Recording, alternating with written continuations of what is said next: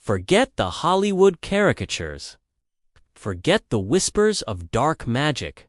For the ships, before the chains, and long before history was rewritten by its conquerors. The African continent was a world teeming with gods. They were gods of thunder and wisdom, of rivers and iron, of life itself, and they walked with their people. But what happens when your gods are captured alongside you? What happens when their stories are forbidden, their names whispered only in secret? Well, this isn't a story about the end of those gods.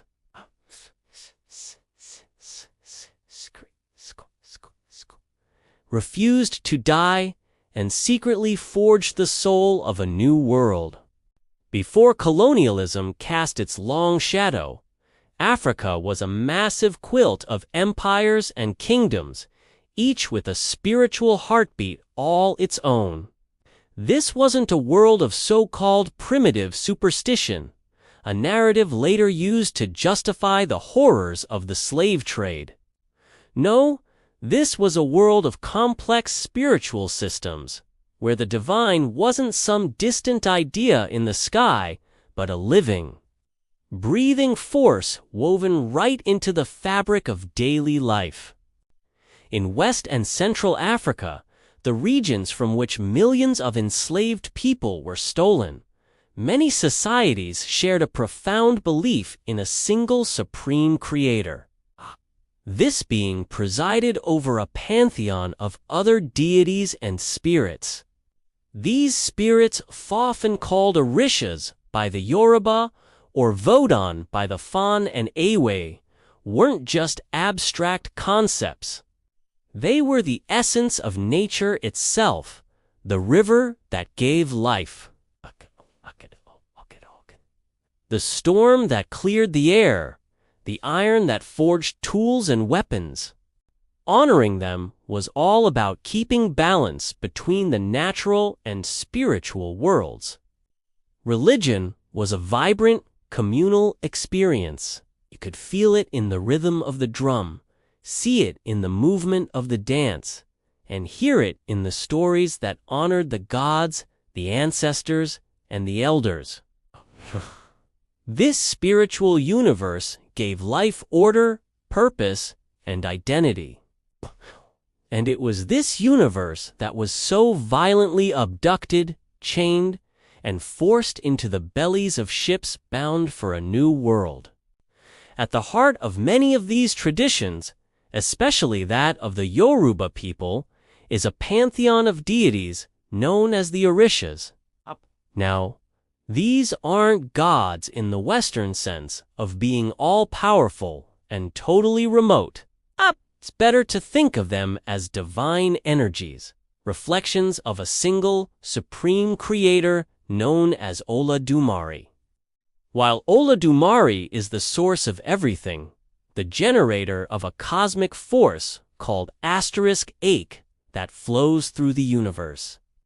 It's the Orishas who walk with humanity, guiding our destiny and shaping our character.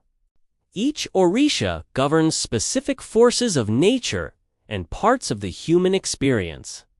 And much like the Greek gods, they have deeply complex personalities, full of virtues and flaws, that they can be vain, jealous, and short-tempered, but they can also be compassionate, wise, and fiercely protective. To know the Orishas was to understand the world. They were the divine logic behind it all, offering a framework for survival, balance, and finding your place in the cosmos. So, let's meet a few of the most powerful deities who are about to face their greatest trial. First, there's Shango, the embodiment of divine justice, fire, and thunder. He was once a powerful, charismatic king of the ancient Oyo Empire, but his spirit was so immense that upon his death, he became an Orisha. When thunder cracks across the sky, that's Shango's voice. He carries a double-headed axe, a symbol of his power to both create and destroy, to deliver justice with lightning-fast precision. He's a warrior, a dancer, and a king representing the awesome power of nature and the unwavering demand for truth. Then we have Ocean, the goddess of sweet waters, love, beauty, and fertility. She is the flowing river that brings life, wealth, and healing. You'll often see her with a mirror, admiring her own beauty. But this isn't just vanity. It's a deep act of self-love and an appreciation for the sweetness that makes life worth living. One story tells us that when the male Orishas first tried to create the world, they failed miserably because they'd ignored Ocean. Only when they begged for her help and she brought forth her powerful waters could life truly begin. She's a mother, an artist, and a force who can soothe the fiercest anger, but when she's provoked, her wrath can bring devastating floods or droughts. And you can't talk about power without talking about the fierce warrior goddess of winds, storms, and radical change. She is a force of sudden, absolute transformation. If Ocean is the gentle flow of the river, Oya is the hurricane that rips up old foundations to make way for the new. She's the guardian of the cemetery gates, the only Orisha who commands the spirits of the dead, guiding them from this world to the next. As one of Shango's wives, she rides with him into battle, her winds giving a voice to his thunder. Oya is a fierce protector of women and a symbol of renewal, reminding us that sometimes destruction is the necessary first step toward rebirth. Finally, we have to talk about Anansi, the trickster. Originating with the Akan people of Ghana, Anansi is usually a spider small and physically weak, but able to triumph over powerful enemies through pure cunning and wit. In a famous story, he cleverly completed a series of impossible tasks to buy all the stories from the sky god, Nyam, just so he could share them with humanity. Anans is the ultimate hero for the underdog. He embodies the idea that wisdom can always overcome brute force, a lesson that would become essential for survival. The Middle Passage was a horror designed to break more than just bodies. It was meant to shatter spirits. People from hundreds of different cultures were violently thrown together, their languages forbidden, their families torn apart, and their religious practices banned.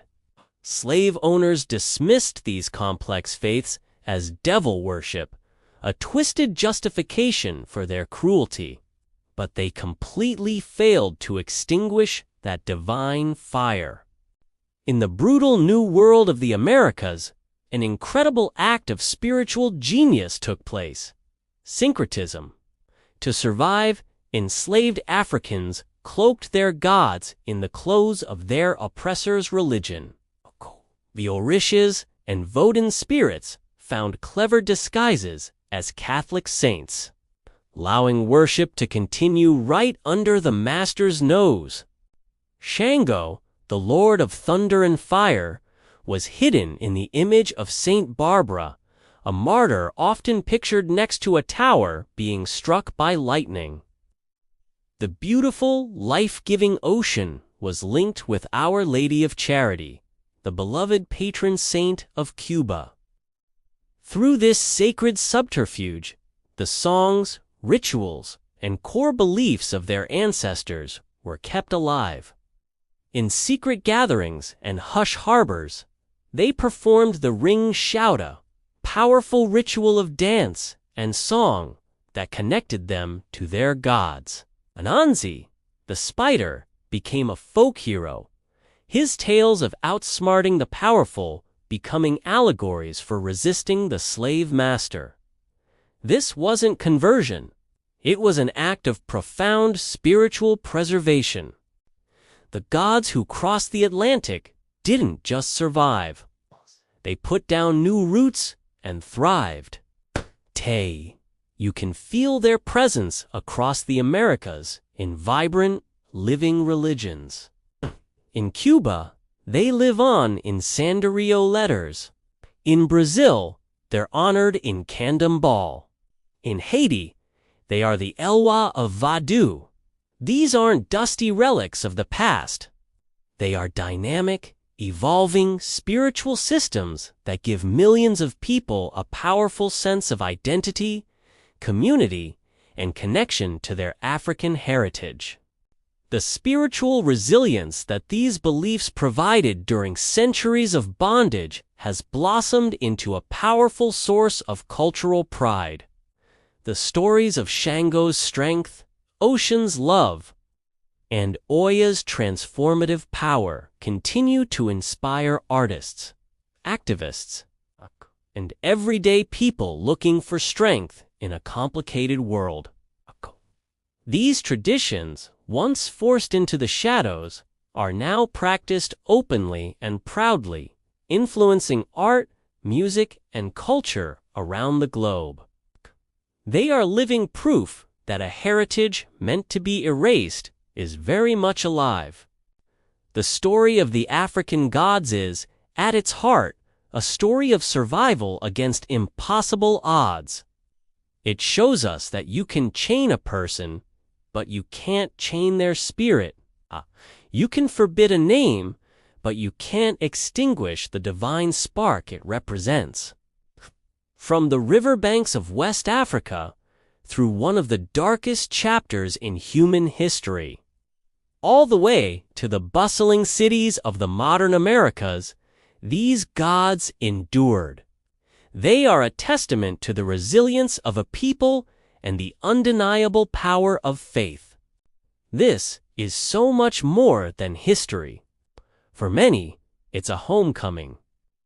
It's the rediscovery of a spiritual legacy that shaped the course of Black history and still offers wisdom, strength, and a powerful sense of self today. What are your thoughts on this incredible story of spiritual survival? Are these stories part of your heritage? Let us know in the comments. And if you want to uncover more hidden histories, make sure you subscribe.